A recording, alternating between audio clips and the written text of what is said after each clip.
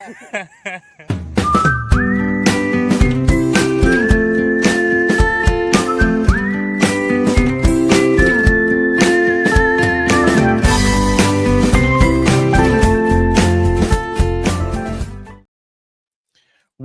back to the 19th hole. I know, guys. I'm sorry. We can't talk about Augusta again. We'll talk about the tournament, but we can't, unfortunately, have Augusta every single week. But we still have a great tournament at a great venue this week. Jake Parry here, joined, as always, by my boy, Keith Flemming. Keith, good Masters weekend for you? Yeah, I had the DFS week was like kissing your sister. I literally won $4. Yeah, I was the same. I was like, I think I made $8. I want to thank Patrick Reed I was winning like 300 through Saturday, and then Reed falling off, and then Rose not really doing anything yesterday because they were in a majority of my lineups. Really kind of ended it. I'm mad at myself for not going Rory because I was actually the one person defending on our show Tuesday that, Rory's been making trips over there, but I just felt like at 11-5 and with how hard it is to win consecutive, Masters, right. 3 dudes have done it ever, and 2 of them are the greatest players of all time. I was a little disappointed that I didn't have many lineups because I definitely had Rahm and DeChambeau in lineups. And It's like, Keith, if you're going to do that, you didn't want to pay $1,000 more for the defending champ. So that was on me. Over here and there. Yeah, it would have been nice, but no, it was a good Masters. My prop bets did really well, which made me feel a lot better about, having Cam and Rose for outright and thinking, all right, baby, we're going to win. And Reed, who he followed a little earlier. And then, of course, Rory wins. And as my buddy Ryan said, of course he did because he was the only guy at the top of the leaderboard I didn't have an outright bet on. Oh, man. Well, since we've talked about Augusta, we're of course going to do the Masters recap here. But before we do that, want to remind you guys about the IBT Golf family. The IBT Golf family is our brand new chance to gain access to chatting with our analysts, other members of the channel, as well as memorabilia giveaways and potentially access to our full betting cards. Our free membership gains you access to our chats, memorabilia giveaways, and contests such as our one and done contest.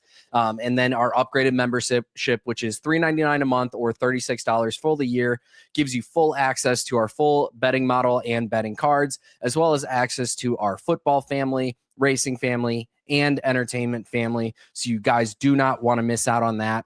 That you can find that at in-betweenmedia.com/chat or with the link in the episode description. And while you guys are down there, make sure to subscribe to the new 19th hole channel over here. Make sure you subscribe of course, to the In Between Media In Between Media channel. But if you have not subscribed to the 19th hole, make sure to subscribe with notifications on. We got content flowing, short form content coming your way as well.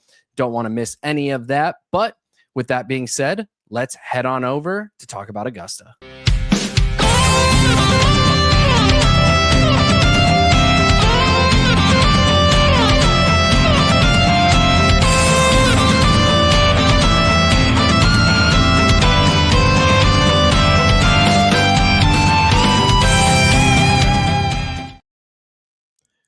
Yeah, I think it's fair to say Rory runs Augusta at this point.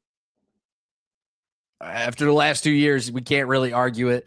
Rory McIlroy wins back-to-back Masters, becoming the 4th player ever to do that. First since Tiger Woods did it back in 2001, 2002.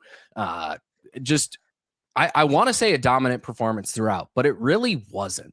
Obviously, his final score was the same score that he had end of day Friday at 12 under par. He had a great start to the event, but the weekend, a weekend at Augusta is no easy weekend of golf, to say the least. And what probably helped him is this felt like a tournament where nobody was really on their A game.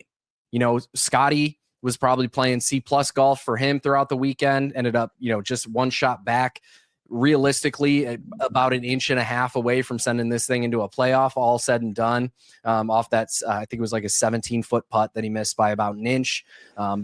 Rory was playing maybe B- golf throughout the weekend, couldn't hit a fairway to save his life.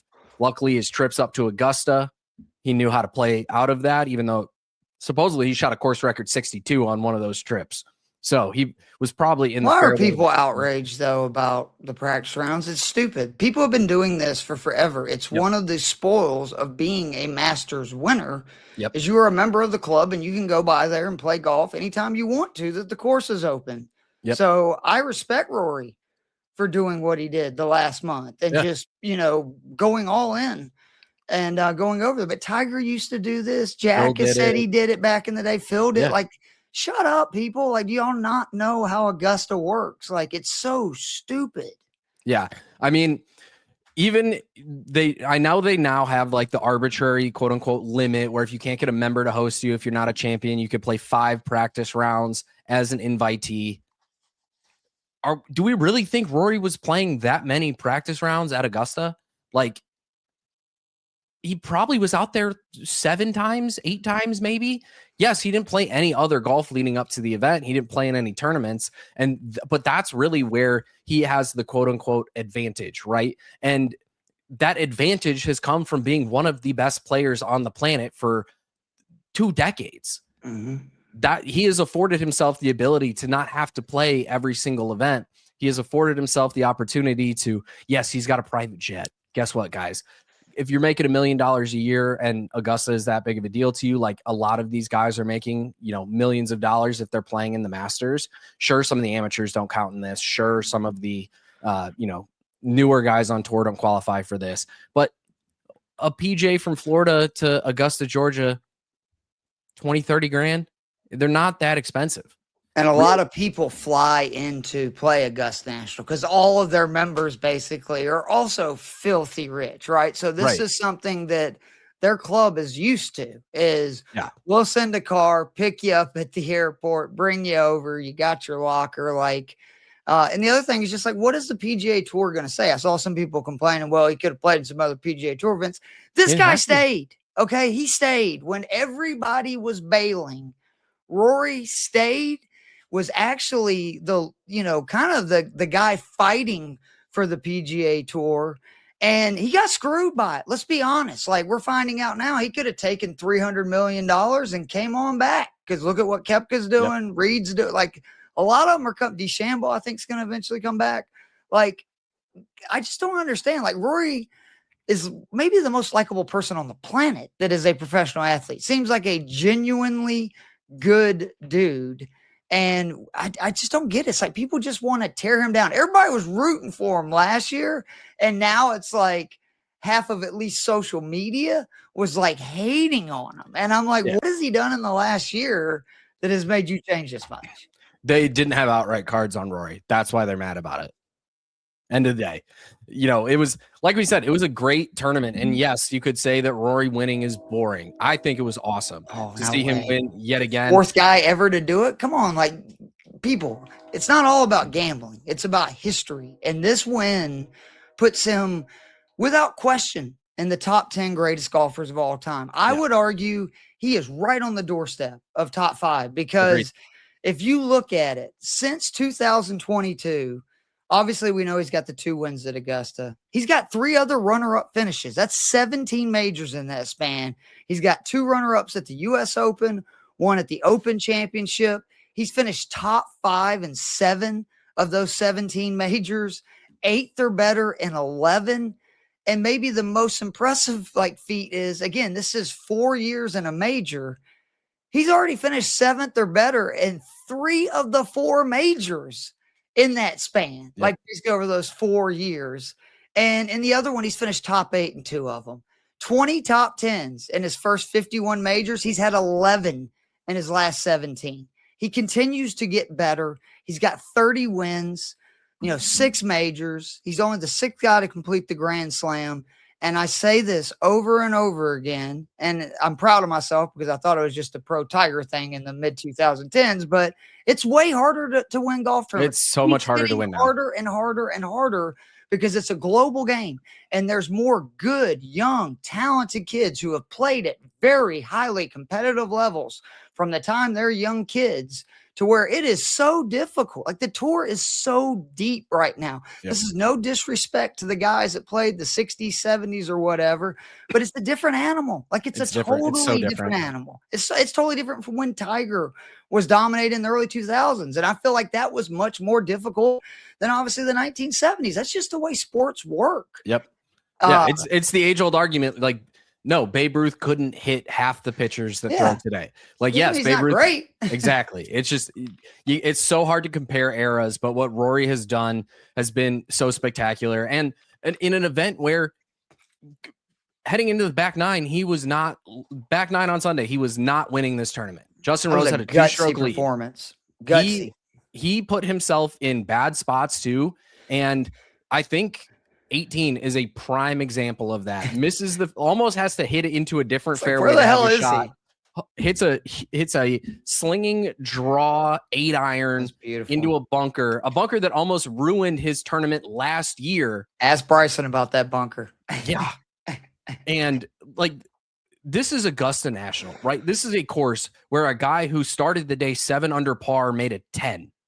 Like, this is putted the ball in the water on that 10, by the way. Yeah, like this is not an easy golf course by any means, but Rory put on an absolutely masterful performance. At the end of the day, he got it done. Gets himself $4.5 million, 750 FedEx Cup points, and most importantly, gets the green jacket for another year. And I mean, there's great performances to talk about throughout the board. Like Cam Young, super hyped going into the tournament. Really, his round 1 and round 4 held him back. He shot a 73 both of those days. Him and Rose, it looked like nerves to me. Like, to be fair, like and again, I'm not knocking people. That is what makes golf. Like, exactly, you're gonna have nerves. Look at Rory's last round or final round last year. Like, if I think Scotty Scheffler was chasing him last year with this version of Scheffler that was healthy, no chance in hell Rory wins that event, because Scheffler wouldn't have let him get away with all those mistakes. Right. I mean, Scheffler was bogey free this weekend. So for the people asking, are you disappointed with a 65 or, I mean, it's the first person, what'd they say, in like 50 years that went bogey free over the weekend at Augusta National. Like, I think what I saw was he's the only person to ever go bogey free over the weekend and not win. Bingo. I mean, it just was impressive stuff. And there was a lot of guys. Xander played really well, kind of got back.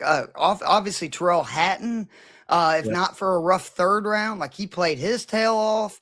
But like ultimately, to me, this was a slugfest, is what it was. And Rory had the lead. And Rory had the stones. Like Rory, I was very impressed, man, because there were several times, especially after his 3-putt for double on 4, that I think the old Rory, that would have been stick a fork in him. He's done. Yeah. And I think he learned from that victory last year. And I said this in the moment, if that isn't going to give him confidence that just, what did Dor saying? Just keep swimming, man. Just keep swimming. Yep. And that's what he was doing. He just kept fighting like he did last year. He made the shots that he needed. And I was very impressed, man. Like I really was. And I hate it for Cam Young, but this is how major golf works. Like he's going to have to get in the mix a few times, have his heart broken. And I promise you, Cam Young will be winning a major sooner rather than later. Justin Rose is the one that is getting to a point where it's like, and I think Justin Rose will win another major. I just don't know if it's going to be Augusta, which would be like an all-time shame with how well he plays. And I think how much the crowd respects him. Were you surprised that Rory, I think, had the bigger crowd, at least behind them, than even Scotty? I did not expect that. I thought Scheffler would be the guy that the crowd was after, but you could just hear him on every tee box. It reminded me of Tiger. Everybody screaming, Rory, go Rory, they love him there.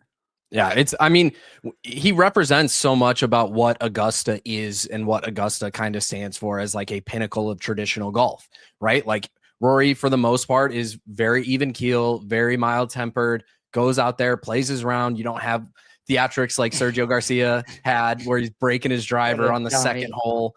Like you don't have he's not like pulling a Bobby McIntyre and flipping off the green. Yeah. Like Rory is just, he's there to conduct business. And I mean, Rory said it himself, like he was nervous. He was scoreboard watching. He had times where he was thinking in his head about his parents being there, and how he was talking about how he thought maybe his parents shouldn't come because they weren't there last year. And there was so much pressure and so much of everything going into it, especially after that double. I'm surprised that Rory's viewing party essentially had so many backers. Like there were so many people still on Rory's side wanting to see him pull it off again. And I think that just goes to show that, you know, being a mild-mannered but still very likable personality in the golf space, especially at Augusta National, is going to pay dividends in the long run. He's honest too, which is one thing I really respect about Rory, is if you ask him a question, he's going to tell you the honest to God truth. And that's why I was surprised when some people got upset with some of his comments about the Americans and the way they behaved over the last two Ryder Cups when they kind of had their, you know, dusty situations. But that's who Rory is. Like he is going to be genuine. And I think that is a great quality in any human being, is to just be yourself. And it seems like he is. And I got to admit, I was one of those people that when he won last year, I said, it's going to go one of two ways. He's either going to now really coast and get fat and happy and maybe win one more major or whatever. With what he's done since then and the fact that he came back and won again, I'm now starting to think we're about to see another Rory run. Because remember, he won his first 4 majors basically in 2 years. And I think the tour, like, boy, I think we're going to get some Scheffler Rory, like, major battles over the next, couple of years. And hopefully from my lips to God's ears, because goodness gracious, would that be great for the game of golf? It's going to be so fun to watch. But guys, we know you watched Augusta. We still had to obviously talk about it. Just a couple performances that we haven't talked about necessarily that I did want to shout out. Max Homa is becoming a guy that you just take him top 10 at Augusta. It doesn't matter how bad of golf he is playing coming into the event. I mean, we saw it last year. We're seeing the worst Max Homa that we've probably ever seen. Dude just goes out there, T12, T3 amongst stretches of his worst golf. Another tied for 9th this year, finishing 8 under par. Guy I want to talk about, Colin Morikawa. If you watched Colin swing at all this weekend, it was clear that man was not playing with a full set of clubs. Like that man was, he said it himself. He was basically putting with his driver. And to go out there, T7, 9 under par, have 3 great, basically round 1, 74, and then 69, 68, 68. Great performance out of him. Got to shout out elite first name haver, Jake Knapp. Great improvement from his first Masters a couple years ago, finishing solo 11th this year. Jordan Spieth, great performance to finish 5 under par. It was great golf throughout the board. Even if you're not a Rory fan, you can't say that this was a boring major by any means. No. And this is why people should follow all of our work, including our content. I had Homa to top 10 and top 20 as on my cheat sheet. But more importantly, on Saturday night, I tweeted out some bets, some live odds. They include Hatton to top 5 at plus 1425 and Homa to top 10 at plus 640. So we're pretty good at this. Like, I'm not trying to be cocky or whatever, but I know how much time you put into this. I know how much time I put into it. This is why if you have friends that gamble on golf, you should tell them to follow us. We will give you all kinds of nuggets and information and bets. And are they all going to be winners? No, we're not. We can't read the future. I wish. But I mean, right there, that was almost 20-1 on 2 bets. So, and that was just for a Sunday live bet. So, give us, some respect and some love. Follow the channel, subscribe. Tell people to just share the pod, etc. And we appreciate you guys, and we'll keep trying to give you winners. Speaking of giving the people winners, it's that time. Let's head on over to Harbortown Golf Links and talk about the 2026 RBC Heritage.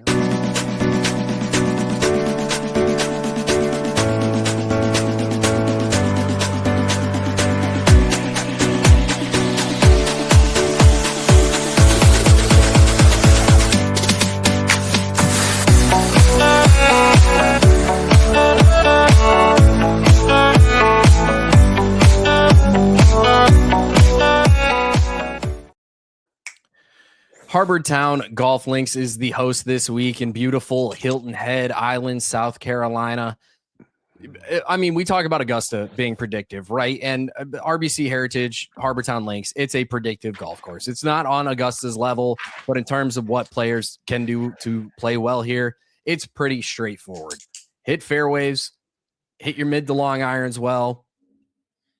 Pray that you can hit these tiny greens. And if you can't, second smallest on tour. And if you can't hit these tiny greens, you better be good with a wedge in your hand. And if you can do those 3 things well, you can put yourself in position to perform very, very well here. Yeah, I would argue that this is predictive. I know technically it's not, but the stat that keeps ringing in my ear, 18 players in this field have multiple top 15 finishes just in the last 5 instances of this event. 18 people. That is a lot of repeated success. So, in no way is the RBC Heritage or Harbor Town, Augusta National, and the Masters, but there is a lot of similarities in the fact that you want to take players who have had success. It's so important for your second shots, what you're talking about. Just like at Augusta, those approaches are so huge. You're going to see an inordinate amount of 125 to 200 yard approaches. It's the most, I believe, on the PGA Tour. If not, it's up there. And you don't see very many shots of 200 yards or more. It's like 20% of the approaches come from that. So we don't need those long knockers. Scrambling is obviously very important here. The one kind of real variable is the windy conditions, because if the wind picks up, you're going to need to have people that can play and win. And if you look at some of these past winners like Fitzpatrick, it makes sense, right? These are guys that are great at flighting the ball. Spieth, Scotty, all of them, right? Like they're all good in the wind because they're so good at flighting their balls a million different ways. I really did. I leaned in this week to obviously, do you have success? The top 10 in strokes gained total here are a lot of the names you would think of: Cantley, Poston, Scheffler, Berger, Harman, Brian Harman, JT, Fitzpatrick, Henley, Noren, Fleetwood. And then the comp courses I looked at, a lot of the TPC courses fit the bill here, whether it be River Highlands, you can go Sawgrass. I think Colonial and Waialae Country Club, home of the Sony Open. I really did. I looked this week at the first event of the year and then the players. And if somebody had 2 good performances there and I was already thinking, hey, I might play them this week, I'm like, oh, yeah, I'm going to play that guy this week. So I think that it's really big to have, obviously the iron game. There's, a lot of great stats out there. That 125 to 200 yard number, you can go see who, actually has the best percentage from there. And here it is. Actually, I know I wrote down 62% of the approaches are going to come from 125 to 200 yard. Again, second smallest greens on tour. So that makes sense, right? That why you don't want to have people hitting 250 yards into greens that are too small. It's kind of messed up. But overall, I want somebody that plays well on less than driver courses, can get the ball in the fairway. Obviously, would love for them to be elite from 125 to 200. They scramble well, and I love guys that get hot on Poana greens, because that's basically what these mixture greens are. And, it's kind of one of those deals that we've seen guys win here putting well that are traditionally not great putters. Like Scotty Scheffler, this was kind of the beginning of Scheffler starting to become a good putter. He made everything when he won this, 2 years ago. So just your traditional Pete Dye venue. If you know Pete Dye venues, you can figure this out pretty easily. Yeah, like I said, it's a very straightforward course. My model has very many of the stats that you're talking about here. Only things that I really include, as always, I include birdie or better and bogey avoidance. The putting numbers, comparative courses. I think I had about 12 comparable courses that I included in there. You send me that list when you get a chance. I'd like to see what all you got there. Yes, sir. I can actually just read them off for here. So Do it. a lot of what you said, right? So you got Pebble Beach, Waialae, TPC Sawgrass, Colonial, Innisbrook, Sedgefield, and then Sea Island. So not quite 12. 12. I remember I had a lot, and then I whittled it down. That's what I did. Can't believe I worked at Sea Island for a time, and I can't believe I did not include that in there because it's a very comparable course. Yeah. I played it numerous times. Yeah. So leaning into those type of players, obviously, we know the kind of golfers that we are looking for here. We're not going to waste any more time. We're going to get right on over to the guys that we like this week. But before we do that, I do want to give a shout out to our sponsor, WannaParlay. WannaParlay is a fun, exciting competition that connects people. WannaParlay embodies the joy of winning, the heartbreak of almost winning, and all the other emotions that you'll experience during competition. From the brains of two former Kansas State college football players, it's all about stacking legs, competing with real sports lovers like Keith and I, and getting real cash wins every single day. You can 1,000 extra money and cash out fast. If you are ready to flex those parlay legs, head on over and download the app for iOS and Android and get a 100% deposit match up to $250 when you use code IBT at sign up. That's code IBT to get a 100% match bonus at WannaParlay. The link is in the episode description, but let's talk about the players for the week.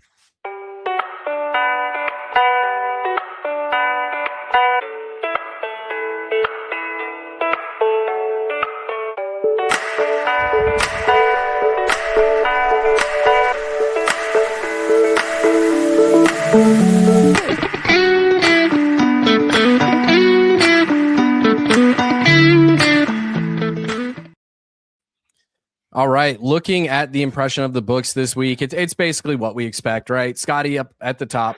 He's going off around 4-1. Yeah. Thanks, Scotty. You couldn't play it a little worse if you weren't going to win last week. So we can maybe get close to those 4 or 5-1 odds we saw last week. Something. Come on. But after that, you have a pretty big cluster of guys in the teens.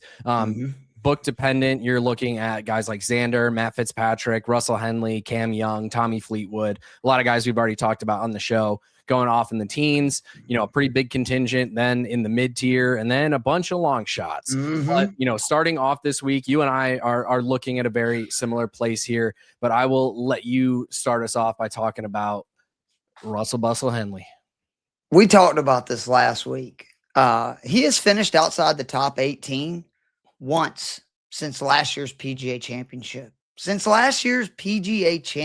Like, this dude is so consistent right now. It is outrageous. And this is a course that is just tailor-made for him. I mean, you literally could not build a golf course that is better for Russell Henley. Because unlike last week where you saw him, unfortunately, having to, and he did a damn good job of it, but competing against guys that hit it a mile further than him. Like, there were several that he had no chance, right? Like, of getting to these par 5s and 2.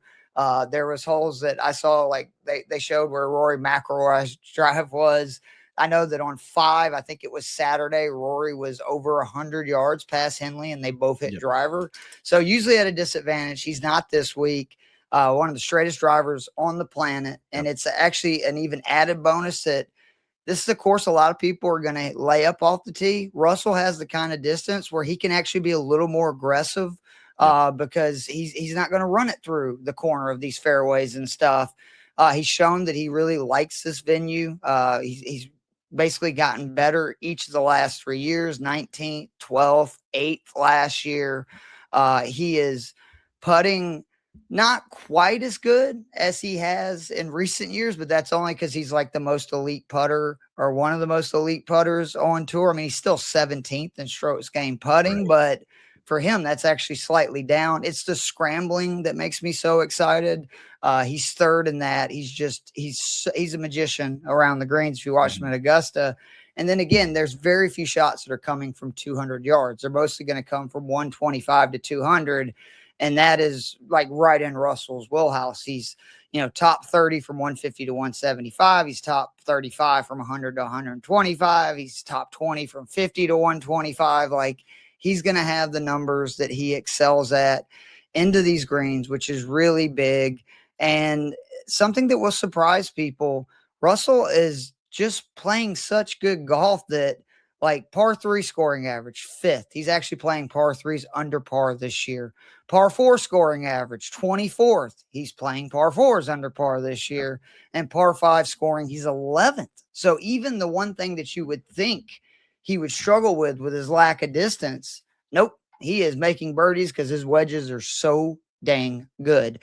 I love Russell Henley this week. The number's not the most appealing number ever. I don't love betting Russell at 17, 18 to 1, but seeing the way he performed yesterday, he also got a little nervy. Like he had a chance to kind of win that tournament, and that's going to happen. But I think if he gets into contention at this kind of event and not Augusta National, which with him being from Macon, Georgia means the world to him, I think he's going to do a little bit better down that closing stretch, and we see something like what we saw at Bay Hill a couple of years ago.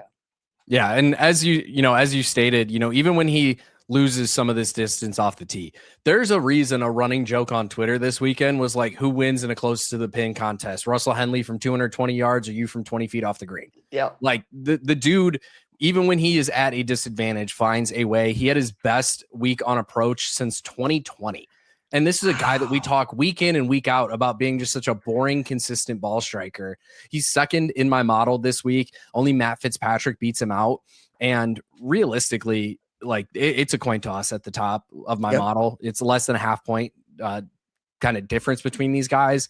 But Henley feels so much more likely to win. As you stated, the history here, even if you include his missed cut here in 2022, he's got 2 top 10s in his last 5 starts here, 4 top 20s in his last 5 starts here.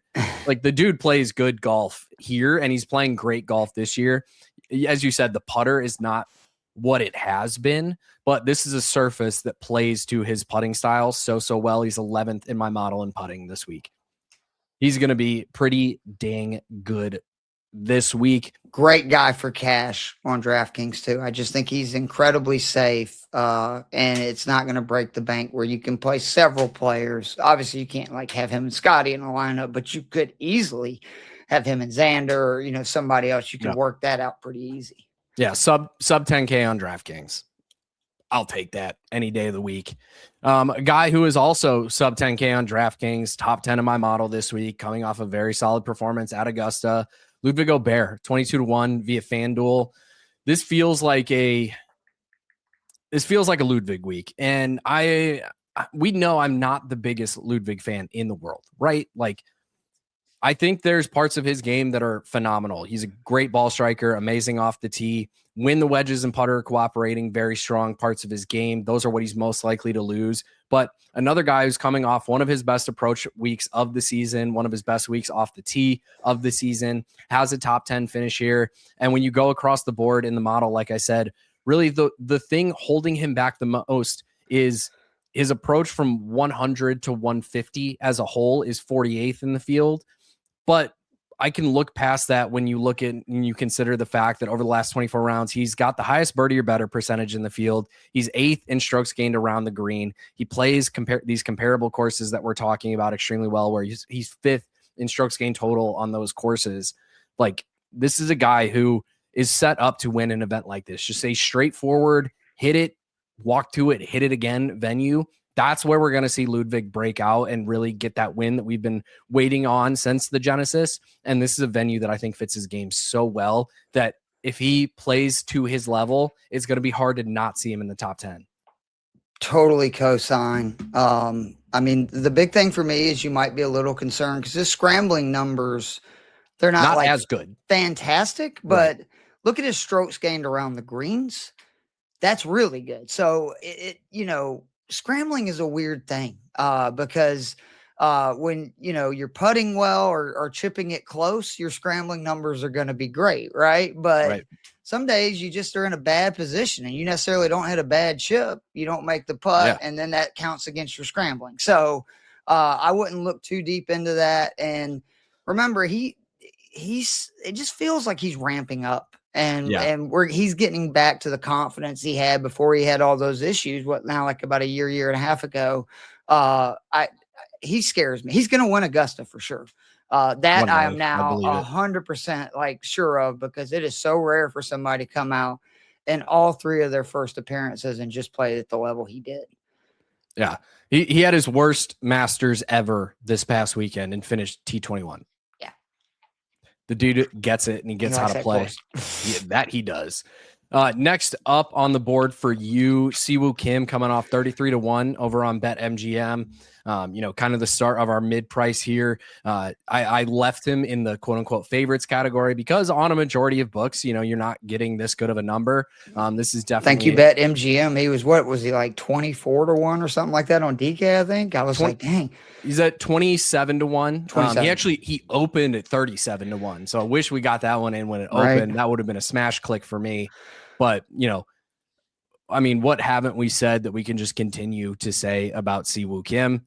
The guy hits it, finds it, hits it again. He's boring. But that is what works so well on the PGA Tour. In one of the group chats that I'm in, golf related, there's a lot like people were talking about Thor Bjornsson getting in this week as an alternate. And they were like, how is he not in? And, well, he doesn't play golf like Siwoo Kim does. Siwoo's 6th in driving accuracy. He's 9th in overall approach proximity from 100 to 150. He's 2nd from 150 to 200. And if you go across the board here, really the only thing holding him back is the putter. And he's hitting 71.25% of his fairways, which is first on the PGA Tour. That doesn't hurt. I think that we've seen, again, guys who were not putting great, but just put on, either a ball striking clinic or they just found the putter that week. And Fitzpatrick, Scheffler, like there's been a lot of recent winners that were not very similar to Siwoo at that time that they came into the event. Were just elite ball striking metrics across the board. The one concern is like, can they make putts when they need to? And I just think Siwoo, he's got to win a tournament this year. He's got to. Like, he's playing too well. Exactly. Like it's ridiculous. I mean, the 130th in strokes gained putting is literally what is holding him back right now. But I also like the fact that he may be less owned because if you just look at like his total history here, it's not great, but he's figured something out the last 2 years because after either finishing like in the 40 range and having some missed cuts, he's gone 18th and 8th at this venue the last 2 years and actually got better, whereas 18th in 24, 8th in 2025. Like Henley, I think he's going to be able to hit drivers on a lot of holes that other players are going to be laying off the tee. So it's going to almost be a double advantage because he drives it so straight and he's not, so far where he can probably hit it in some places other longer hitters can't. And I'm pulling for him, man. I want Siwoo to win a tournament, and 33-1 with the way he's hitting it. Yeah, sign me up. Yeah. And as we've talked about these comparable courses that are out there, he's 11th in the field in strokes gained total on these comparable courses. He's a target golf player for sure. Like he is, again, him and Henley are Pete Dye golfers. Like it's like, I just got to hit it straight from point A to point B. Perfect. That's my game. Yeah. And honestly, if I'm going to take a chance on a guy who's not putting it well, give me some of the smallest greens on tour. Right. There's just naturally less room for error there. Moving on, we need to mark today in history. Today is April 13th that we are recording this, 2026. I'm betting on Jordan Spieth to win a golf tournament. Let's go. It's weird, but it's happening, and we're just going to roll with it. Spieth grades out very, very well in my model. He's 11th overall. Driving accuracy, even though we know how squirrely he can get with the driver, he's above field average in that number. Above field average in greens and regulations on small greens. His approach numbers have been improving this year. He's having a really solid year with the putter. 14th there. He's 20th in ball striking, 8th in bogey avoidance in this field, 22nd around the greens, 6th in scrambling, 20th strokes gained total. Like, this is a guy who, yes, we've been, we were talking about Jordan Spieth 10 years ago as the next Rory, the next Tiger, like a guy who we thought could have one of those careers, and he just hasn't. He's gotten mentally, physically, he's had things that have held him back in his game. But looking at this year alone, 4 top 12 finishes, including one last week at Augusta where he lost strokes with the putter, which has been a strength for him this year. The best approach week that he's had this entire year, the best around the green week he's had this entire year. And this is a former winner at this golf course who also has a runner-up finish here last year when he was playing poorly going into the event comparably. Yep. has a tied for 18th finish just last year. His first 3 starts here, he never finished outside the top 12. Like, outside of a couple bad weeks here over the years, this is a guy who has consistently played extremely well at this course, and we know he's got the skill set to win here. Yeah, 100%. I mean, I can't bet Jordan Spieth because I just made a promise to myself, because Scott Porter, my co-host of Two Off the Tee, is a huge Jordan Spieth fan. So he's always recommending Spieth, like always. And he admits it. It's just like when Tiger, made his comeback like in 2019. The only reason I got him at the Masters and at the Tour Championship was just because I bet Tiger every time. But I don't bet him, but I'm at the point where I want him to win an event. It would be good for golf. And I'd also just like to see because I think it's mostly mental stuff with Spieth at this 100%. Point, because it's wild. Like, he doesn't putt quite as well as he did early in his career, partly because he was like the best putter I've ever seen, rolling in 50 footers everywhere when he needed them. But like, his ball striking numbers have gotten really good over the last couple of years, yet his performances have not like improved as much as you think they would with that, when he can get up and down from anywhere. So I would be pulling for it. I think this is the exact kind of course, though, that Spieth will win his next event on. Like, I don't have a lot of confidence in him completing the career Grand Slam, because let's be honest, the PGA Championship has turned into the longest grueling test that there is, with thick rough and 7,600 yard courses. That's not Spieth. Something like this, he can really take weight, and if he gets hot with a putter, look out. Absolutely. Speaking of short course merchants, you stopped short of calling him that, but I'll call him that. And I am well known about calling this next guy a short course merchant, but that's why we love him this week. Sepp Straka, 54-1. Again, just boring. Just a guy who hits it, finds it, hits it again, putts well, or I should say, when he putts well. We know that phenomenal things can happen. He's got multiple top fives here. He was T13 here last year, losing strokes around the green and with the putter. Right. But I mean, isn't that ridiculous? That's what happens when gaining over 10 strokes with your irons. When you gain over 10 strokes with your irons for a week and hit 8% more fairways than the rest of the field. Yep. Good things are going to happen. And I hate betting Sepp Straka. I'm still not convinced he's real. I swear every time I look, he's either first or last in a tournament. But this is a week where I can get behind it.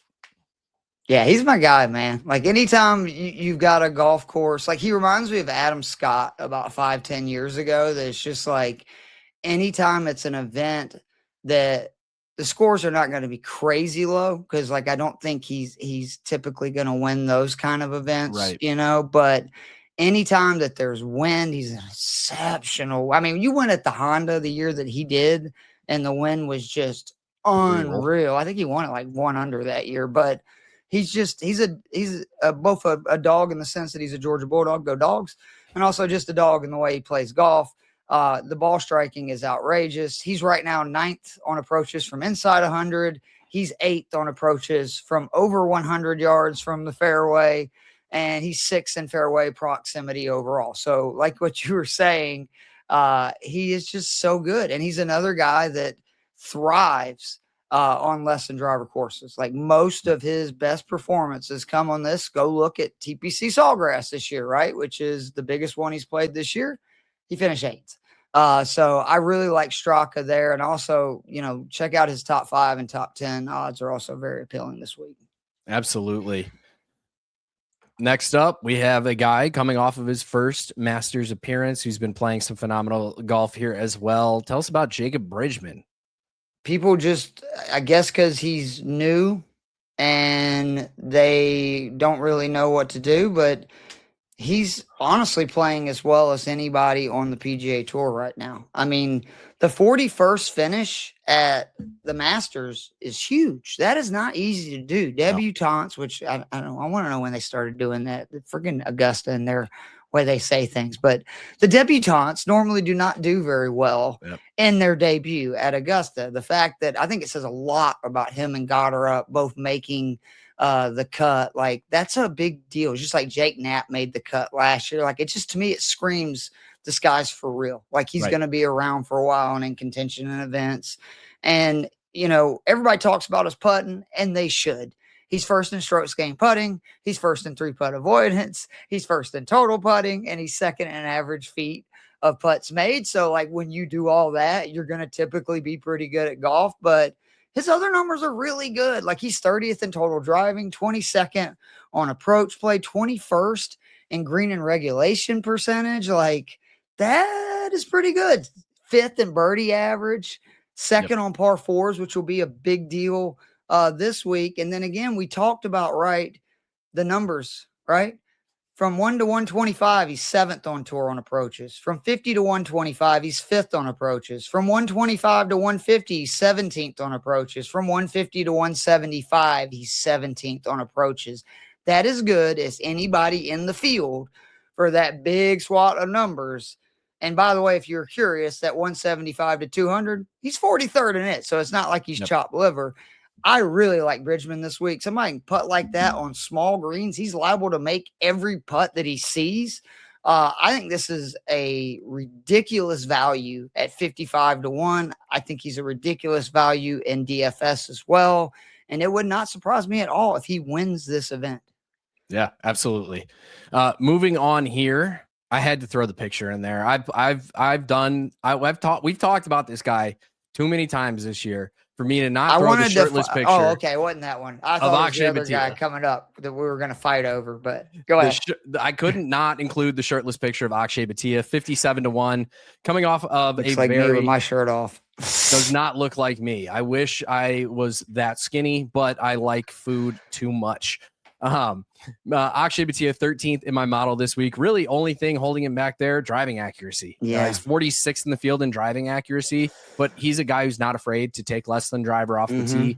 But what really excites me about his profile, small greens on approach, 12th in green and regulation percentage, 11th in the field and approach from 100 to 150, 17th from 150 to 200. We know how well he's putting the ball this year. 14th in ball striking, tied for the lead in birdie or better percentage. 20th in bogey avoidance. He's top 30 in scrambling, 40th in strokes gained total at comparable courses. And again, this is a guy who we just saw him at the Masters. He's a young guy who comes out. He doesn't make the cut at the Masters, but he putt well at Augusta. He hit approach. He gained strokes on approach. He really just struggled. He got screwed. He was an afternoon guy. The guys that went out Thursday afternoon got straight up screwed. And that was the one thing we didn't talk about. Scheffler went out late Thursday. That was by far the most difficult 18 holes of the week. Like, it wasn't even close. Yeah, it was, and that's the quote unquote luck of the draw. Sometimes it goes both ways. But this is a guy who has the top 20 at this course. And those were when he wasn't playing as well with the putter as he has been. Off the tee, he had a bad week comparatively at Augusta. But this is a guy that we know can be deadly off the tee as well. 57 to 1. Akshay's getting in that territory to me where if he's 50 or worse to 1, I'm just going to be betting him because it is going to work out like it did for me at the Arnold Palmer. He reminds me so much of Cam Young because we saw this with Cam 2 years ago, like that elite ball striker that we're just like, man, if this dude could ever putt. And just like with Cam, happy learned how to putt. Now that he's making putts, man, this dude is going to be in contention a lot. And what I really like about him in this venue, another guy that thrives in windy conditions. So if the wind gusts up and we get really windy conditions, that's an advantage for somebody like Akshay. So I completely co-sign that. He's also a very good value in DFS this week. Agreed. One of my favorites so far this year. You've been on him quite a bit as well. Ryo Hisatsune, 90 to 1 over on DraftKings. The man may have the weirdest pre-putt routine of anybody on tour, but I can't knock it the way that it's been working for him this year. Obviously he's had a bit of a time off. Didn't play at Augusta. Last we saw him, Valero Texas Open, T8 finish. T18 here at Harbor Town in his debut last year. The dude is just a stripe show with the irons. He is really, you look at it, he missed the cut in the Sony first event. He's made the cut in every event since. He's finished, what would that be? 33rd or better in 5 of his last 6, 3 top 13 finishes in that span. And he is another guy just tailor-made for these kind of courses. Like, he drives it really straight. Nobody hits more green in regulation than this guy on the entire tour. He's continued to improve his scoring average. He's top 20 in the world in birdie average, which that's going to be a big deal. And then you talked about it, like the approach tee to green, 18th and 9th. I mean, that is darn near elite. And by the way, he's also 15th in total driving efficiency, which that will be a big factor this week. I think that he is somebody that is going to, be pretty sneaky. And similar to what I was saying earlier, I love these guys that no matter what hole they're playing, they're scoring well on it. And he's one of those guys. He's 39th in par 3 scoring, 17th in par 4 scoring, 30th in par 5 scoring. That is rare. Like, you don't see a lot of guys that do that. Usually guys will play one or two things really well and struggle in the other. These guys like him, there's a reason he's made the cut in 9 straight events. It's because he plays all the holes well. Like, no matter if it's par 3, par 4, par 5. I love Rio this week. And the dude's not even 24 years old. I know. He's so young. Child. Speaking of a guy who we hyped up quite a bit as a child. Yes, this was a guy I'll say I'll fight you over in the what you call it. It's Rickie Fowler. Oh, Rickie Fowler. I thought I keep getting a little early on our boy Suter. We'll get there. Don't worry. But this is Rickie Fowler this week is like, if you are going to bet Rickie Fowler, I pray that you have FanDuel available to you. The 4 other books that we have. I couldn't believe it when you wrote this down, because I put it in there for the DraftKings price, and then you put that, and I'm going, what am I doing? DraftKings 61-1, BetMGM 66-1, Bet365 55-1. Caesars starts to get it a little bit right at 80-1, and then at FanDuel you can get Rickie 100-1.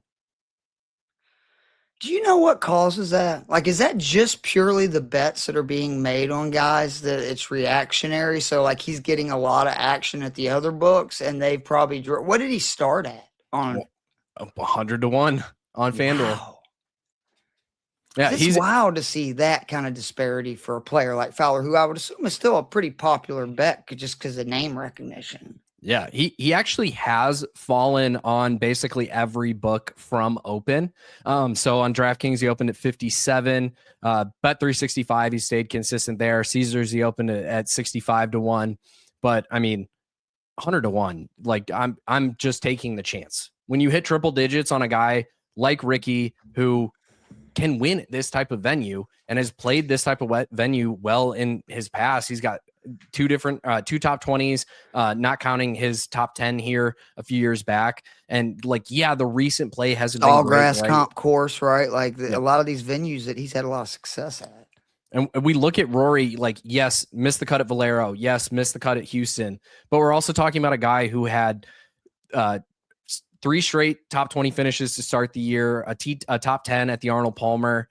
Like, he's close, and maybe a week off to reset is what he needed. But this is a guy who can absolutely win at this type of venue. Don't forget too, he was pressing. Okay. Like, he wants to get back into all the majors, and like, he was trying to get in that top 50. Like, arguably he felt like the top 50 player in the world to me with what he's done so far this year when you compare it to some of the other guys that earn their way into the Masters field, but they have their formula. It is what it is. But the easiest way, and I've heard Fowler say that this year in an interview, for him to assure he's going to go to Augusta is to win a PGA Tour event. And again, I just love these guys that are really good iron players, which he is, and can roll the rock, because when you get on these small greens, it's difficult, even with shorter clubs into it, to hit a ton of greens in regulation. That's why Straka was able to do the ridiculous performance that he did last year. And smaller greens mean that the good putters can make more putts, because if you're on the green and you're putting, you're not going to have these chance. 150, 200 foot, lag putts like you saw at Augusta in situations. So I really like Fowler. I was shocked his number was so high. He's 9-1 on DraftKings, the top 5. No telling what he is on FanDuel. And again, with these kind of guys, if you're going to bet them to outright win, I always take a stab either at top 5, top 10 as well, because if you believe they're going to do well, at least throw a few bucks on the top 5, top 10, and you might get back, a 10 to 1, even if they have a good performance, but don't get the win for you. Yeah, he's 16 to 1 to top 5 over on FanDuel, 6.5 to 1 to top 10, even 2.5 to 1 to top 20. I like that. I'll take a chance. I do too. That 2 to 1 to top 20. That's pretty juicy. Yeah. Now it's your favorite. Sudarshan Yellamaraju. I added this sound effect into the stream simply for this guy. Had to roll with it. Couldn't not do it. You're the best. Suter McGavin, as he's affectionately been nicknamed this year. Thank you, Pat Mayo. Thank you, Pat Mayo. I mean, as we've talked about, right? Like, dude's a stripe show. He hits the ball straight. He hits it well. He's green basically across the board in my model here. 11th in ball striking, 8th in birdie or better percentage, 6th in bogey avoidance. In his career thus far on comparative courses, he's 18th in strokes gained total, top 20 scrambler in the field. At 121, much like Rickie at 100 to 1, I'm just in. I'm a sprinkle. A few bucks, half unit, whatever it is. I've spent $3 in a lot worse ways than betting on this guy to win a golf tournament.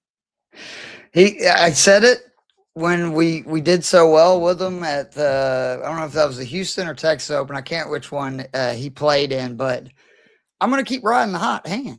I'm betting him across the board. I've bet him across the board in the last 4 events. I do outright. I do top 5. I do top 10. I do top 20. He's plus 240 on DraftKings to top 20. Look at what this dude has done this season. Wait till I tell you he's plus 290 now.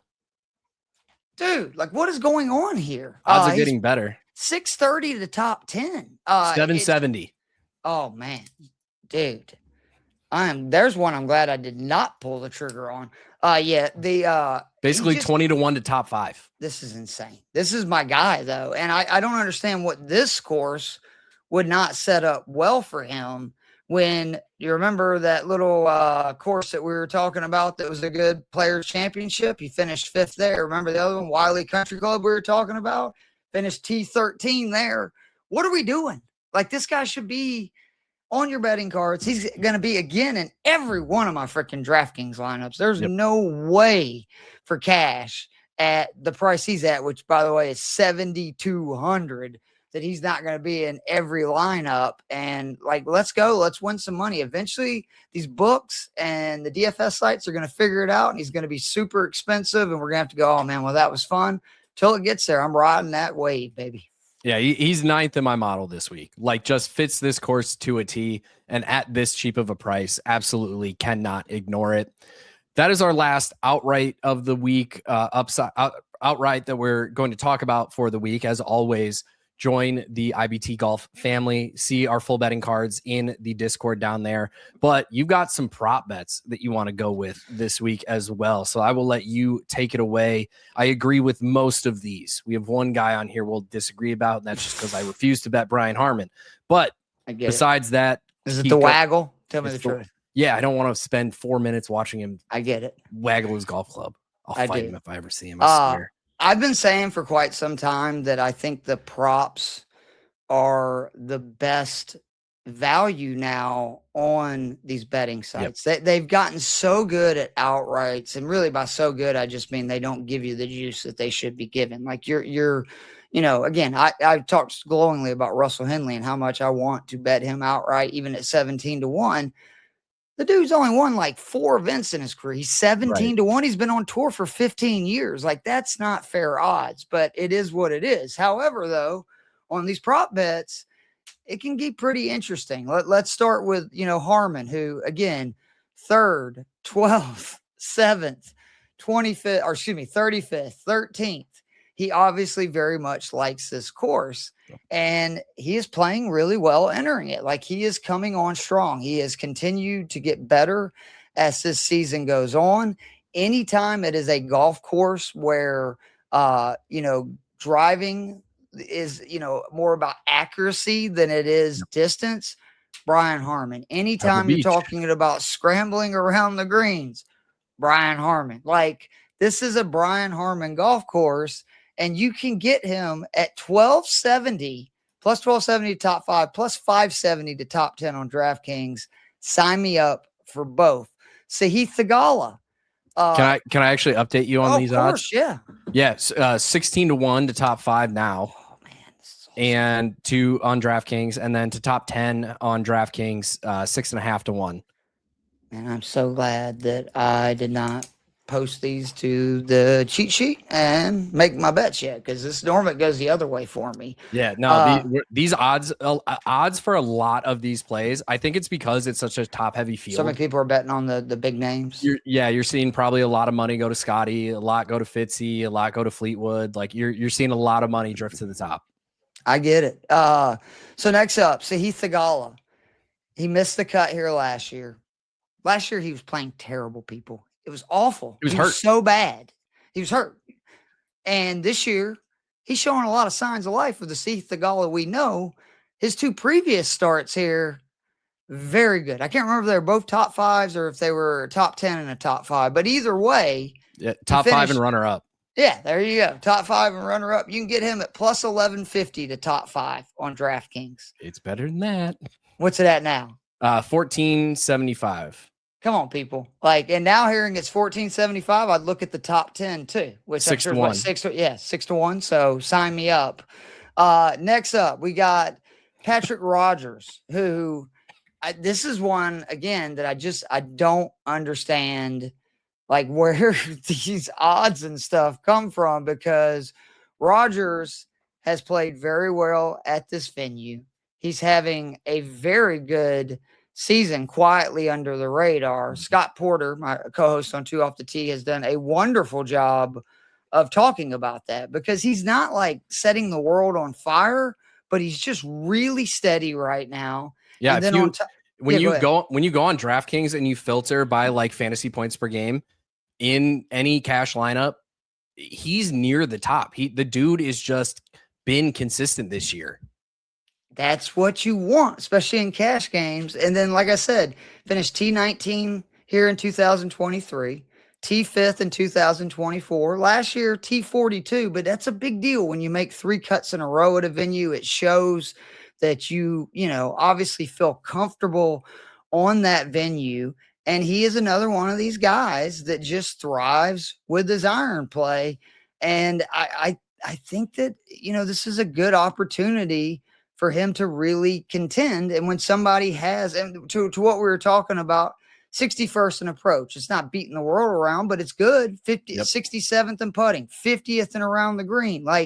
He has done everything pretty well. And that's a huge deal. 55th in green and regulation percentage, which again, that's going to be such a bigger deal this week because the greens are so, small. Somebody that hits a ton of greens in reg is obviously somebody who hits it pretty, close. And then the last one, I know this is going to sound a little weird, but every time you ever get these guys that it's you pretty much realize anytime a certain player is on this kind of course, I'm going to play them. And this is Valimaki, my Finnish hero to a T, because he's an elite iron player and an elite putter. He struggles with distance off the tee. He really does struggle on big golf courses typically. And I think that this is a perfect venue for him. So I had not even looked at his previous results at this venue when I was thinking of him, because again, you start reading the review and you're going, oh yeah, this kind of sounds like a Valimaki course. And then I went and looked, and he, actually, has he not played here? T18 last year. Okay, there we go. Yeah, T18 last year. So it seems like at 4-1 to a top 20, you would think your first trip to a venue would be the hardest. So I think it's only more likely that he ends up doing a little bit better. And the other thing I feel good about is, remember, this is a no-cut event. So again, for DraftKings and stuff where he's super cheap, you don't have to worry about him missing the cut because of a bad round. He's 43rd in driving accuracy, 33rd in proximity. He's top 50 in scrambling, 11th scrambling from the rough. And dude is a monster with his wedges. Approaches from over 100 yards, 22nd, inside 100, 51st, 32nd in fairway proximity. And if he can play the par fives well, which is always kind of his it's the question mark issue. He seems to always not birdie him, and that's a problem. But I do think this is the kind of venue where he should feel comfortable. He finished T18th last year. He's going to be able to hit less than driver off the green. He's actually even better with his irons further back. So all he's got to do is just basically lay it up into the fairway. And, that putter gets hot. Who knows? So 4-1 for a top 20. I like it. And we saw it with the Masters when there's, basically no cut or these smaller fields. You can be what feels like out of it after the first or second round and put together 2 early Saturday and Sunday morning rounds. The next thing you know, you're getting a nice payday. And if you take it on over to FanDuel, 6.5-1. Wow. I'm about to sign up for FanDuel now. You got to do it there.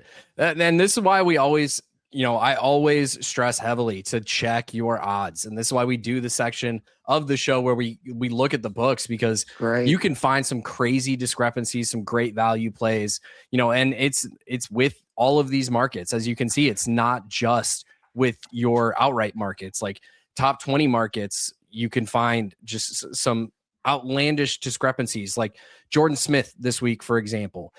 For him to top 20 on DraftKings is plus 345. It's plus 500 over on FanDuel.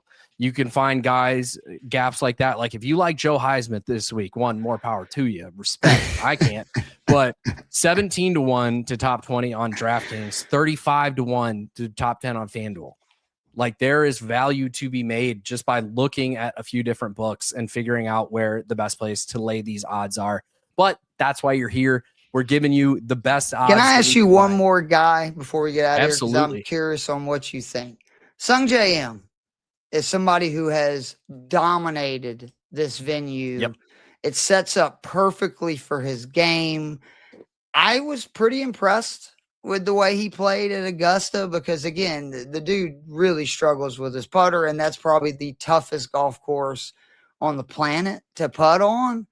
Are you feeling comfortable? Because he's another guy that you're getting great value to like top 5, top 10 on most books. And he's, I think, in the 6K range, right? Yeah, he's 6,700 on DraftKings. I'm thinking about using him in a lot of cash game lineups because it'll allow me, like, say, with him and Suter and Harman, I'm only spending, what would that be? That would be less than $21,000. It'd leave me 29 grand for the rest of my lineup. Yeah. I mean, when you look at a guy, I don't care that much about recent form when I can look at a guy and his last 5 starts at this tournament are 11th, 12th, 7th, 21st, 13th. Is that good? I think it's pretty good. And if you like him, there, for a top 20, you can get it plus 280 over at FanDuel. If you think he can crack the top 10, plus 750. He's 210 on DraftKings. This is wild. So you said he's plus 280 on FanDuel? Yep. He's down to 250 on DraftKings. So those are at least, pretty close. And then you're getting about, a full point different on a top 10 finish out of him. And then the other guy was JT. He's plus 650 to top 5. We know he won here last year. He finished 5th the year before. He had another top 10 back in like 21. Never finished worse than 5th in the last 5 years. Are we sleeping on him? Because this is the kind of venue. You're not? No. You said? No, okay. I think with a guy like JT coming back from injury, having to, kind of work on his swing as he's playing golf, there's no better place than a simple, straightforward golf course. We saw it at the Players. I mean, that's his best finish of the year, T8. And this is a guy who, again, won here last year, 5th the year before that, 25th, 2 other top 12 finishes in the history there. And really what he's kind of been struggling with has just been his overall, like, he's doing everything fine. It's not like he's blowing up. It's just rust, right? Almost, it feels like, Yeah, so why not get him to a place he's comfortable, an easy, straightforward course? It absolutely makes a lot of sense. And again, for getting him to top 5 over on DraftKings now, plus 810, and then at FanDuel plus 900 for him to top 10, plus 355 at DraftKings, plus 430 at FanDuel, and you're still getting plus money on him to top 20. Those odds are skyrocketing. I'm about to really look. I almost wonder, like, do you wait? this week to see if some of these, continue to go up. Like, obviously I'll pull the trigger on some of them, but hell, maybe JT goes up even more with, Scotty and Cam and all those guys being in the field. I mean, even from 3:00 today until about 6 p.m. today, Central Time, his odds have jumped a little bit. So, we're probably hitting level, but midday tomorrow is probably your best chance. Awesome. Well, guys, thank you all for tuning in. This has been yet another fun week over here on the 19th hole. You can follow me on Twitter at Perry_FF. Find all my work through In Between Media and Fantasy Alarm. And then Keith, you can find him at Keith Flemming on Twitter. And Keith, remind the people where they can find the rest of your work. You can find me on Fantasy Six Pack. If you go to fantasysixpack.net, I do a preview article for that week's PGA Tour event every week.